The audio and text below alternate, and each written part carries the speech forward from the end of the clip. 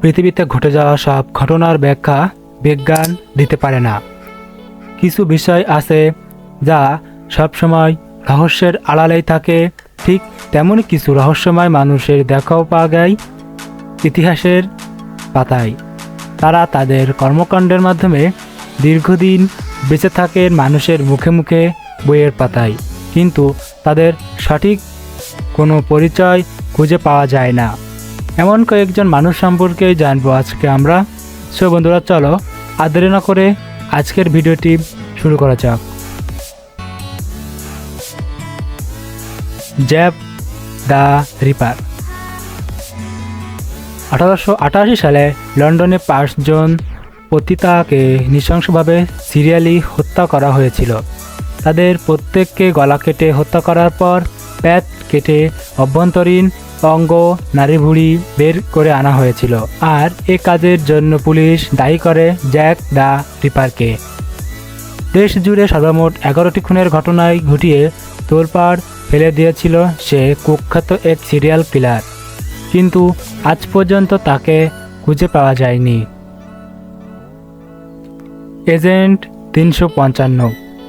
আমেরিকার স্বাধীনতা আন্দোলনের সময় জর্জ ওয়াশিংটনের স্পাই ছিলেন এই মহিলা, এবং এটা তারই দেওয়া ছদ্মনাম।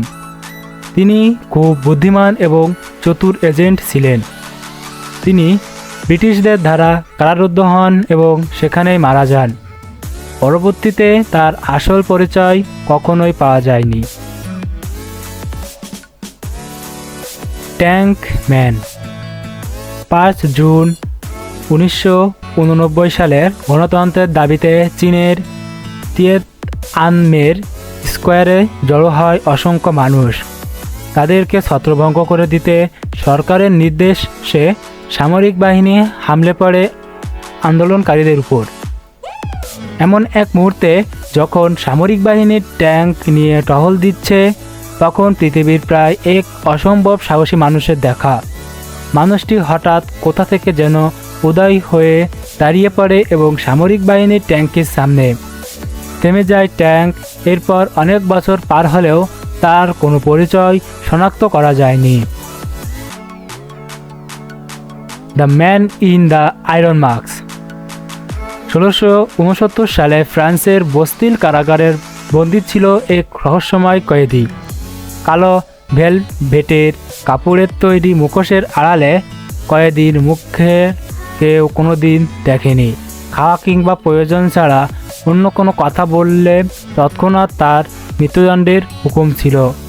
1703 সালে তার মৃত্যুর পর যাবতীয় কিছু ধ্বংস করে দেওয়া হয় এবং তার পরিচয় আর কখনোই জানা যায়নি।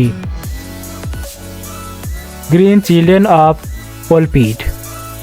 12 শতকের সাফোকের ওলপিড গ্রামের হঠাৎ করেই সবুজ চামড়ার 2 ভাই বোনের আবির্ভাব হয়েছে।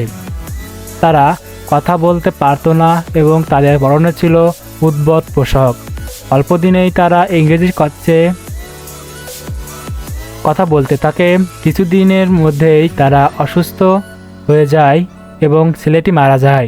পরে মেয়েটি সুস্থ হয়ে জানায় তারা সেন্ট মার্টিন নামক এক দ্বীপ থেকে এসেছে।